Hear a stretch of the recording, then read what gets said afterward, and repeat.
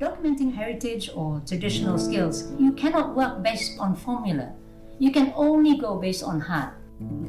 My name is Jennifer P. Linggi. I am an accidental craft researcher. I didn't plan to be one, but I realized in my interest to document them through my drawings, I got talking to a lot of the people in the village, and a lot of them said that nobody carried on their tradition for them. There are 4 types of documentation we have in this project. The first type of documentation is that we went on to the community and we do the documentation, so that is more one direction. Initially, it was difficult because I could only look at the things that I have, as in the baskets that I own, or the hats that I managed to find and purchase. But what was initially difficult is been made easy ever since I knew Emily. Because Emily has hundreds of different vinatus with different patterns, it has made my documentation a lot easier.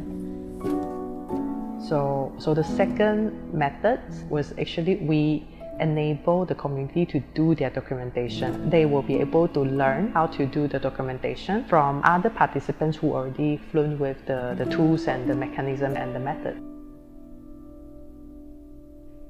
Sudah berubah masa, tidak ada yang lagi, orang udah kaya semua. Udah nggak mau lagi kerja tenun, beli aja gitu.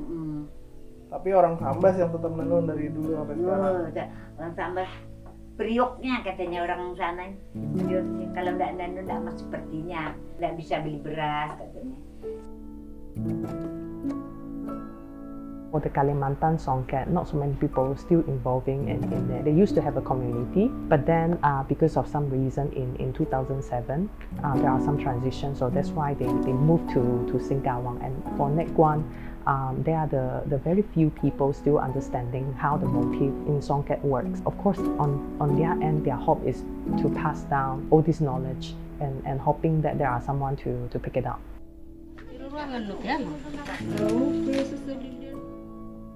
Nenek saya ialah seorang tukang sirung. Setiap kali dia di rumah, dia akan masuk hutan. Jadi zaman kanak-kanak itu sudah kita terbiasa dan kita akan ikut apa yang dorang buat. Sudah wow. Terus di sini ada orang pegang ini. Beberapa orang jangan kasih lepas. Pegang kan. Masa itu pun kita punya sirung, dia bukan untuk dijual. Dia cuma macam nenek buat dan jiran-jiran nampak yang ada sirung di tempat nenek saya dan dorang pun bolehkah tolong buat sirung untuk saya mau pergi kebun. Di sana macam kita nampak, oh sirung ni pula orang pun suka.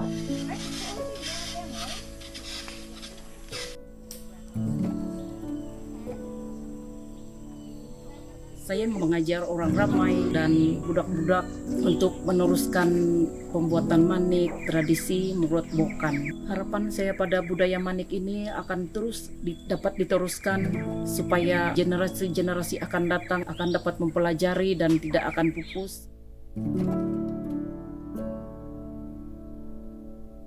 Now in Sabah, there are only 2 ethnic group that actually weave motifs and patterns onto their craft, and they are mainly the Dusuns and the Murut.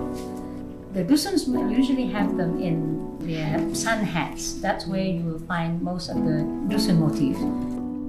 This one is actually done by Emily's grandma about 30 years ago, and you can see the motifs are here and it's still being repeated up to now. I came across that also, which is the same as what is being done here, which in Dusun it's called Nantelurudan, which actually means the egg of a wild lizard.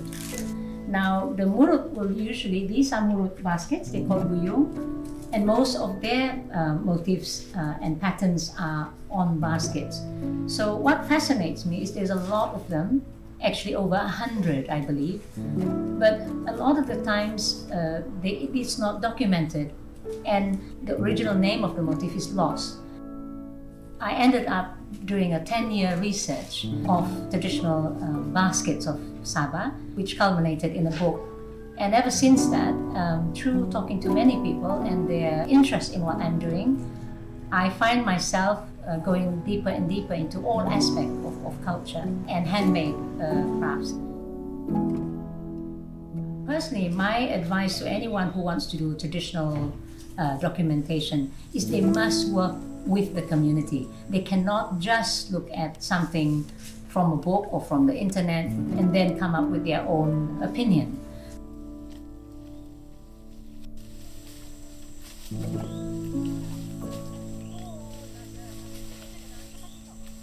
When I did my book research, I worked on it for 10 years. I lived in the different villages for 1 week, 3 days, 3 nights.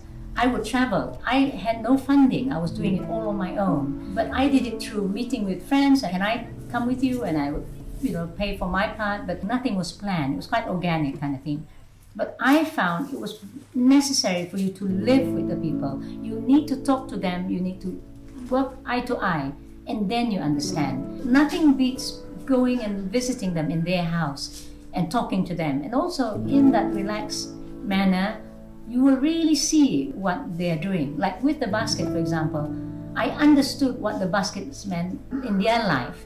They wake up in the morning, they'll bring a certain basket to go to the kabun, to their fields, the crops, and they'll bring certain basket for certain things. The men would also carry certain basket and the women would carry. There's a gender sort of base basket. So little things like that, to me, gave me something new that I learned. The third type of documentation is through the publication, not simply ourselves doing the publication.